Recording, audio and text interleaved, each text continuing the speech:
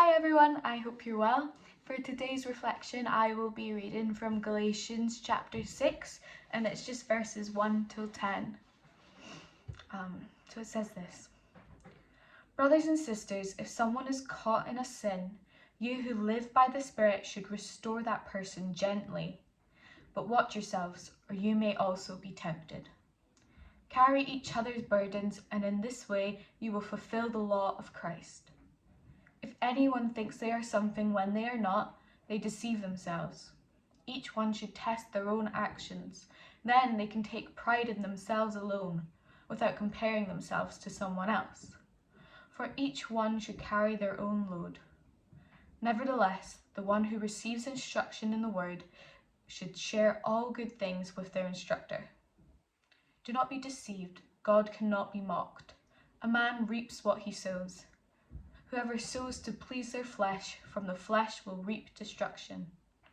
Whoever sows to please the Spirit, from the Spirit will reap eternal life. Let us not become weary in doing good, for at the proper time we will reap a harvest if we do not give up.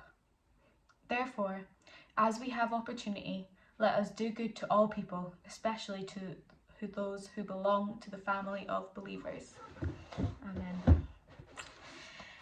I was just thinking about how in this time we're doing a lot of work, but it feels like there might not be a lot of payoff or a lot of fruit coming from that work. There are really great parts of my job that I love to do, that I see great value in doing, because I can see the immediate effects, the immediate value in that. For example, at camps, at summer camps, we can see kids learning about Jesus, and we can see that their hearts are being changed, and just the questions that they ask and the way that they grow during that time is really amazing, and it's an immediate fulfillment of that payoff. And then, or at Messy Church, we can see people worshipping God, we can see connections being made, and us meeting families, and friendships being made that will last a really long time, that will be worthwhile.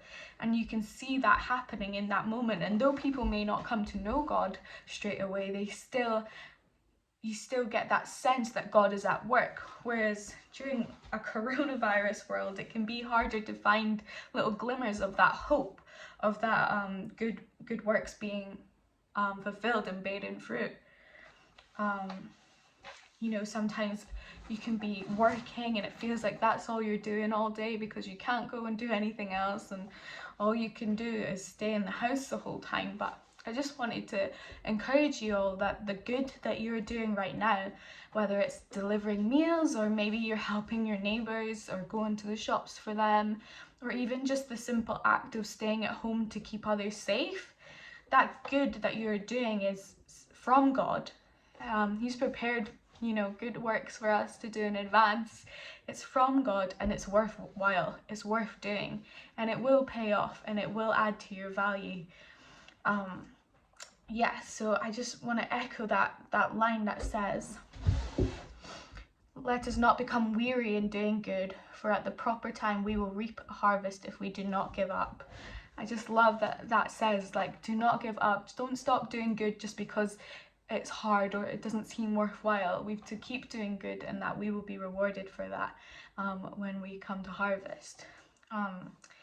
So I thought that was encouraging for me. I think it was actually the verse of the day, and I just spent the whole day thinking about what I would say to you guys, and I just thought that was really encouraging, a good thought to think that the good that we're doing now will pay off in the long run for the kingdom. I'm sure that a lot of you who are doing things like delivering meals or helping your neighbours and things have already seen great testimony come out of that. Great stories about how God is working in a scary time. So feel free to share them with each other. I mean, we all need a little bit of encouragement during this time. So I will leave a prayer in the description, and I'll see you guys soon. See you guys next month.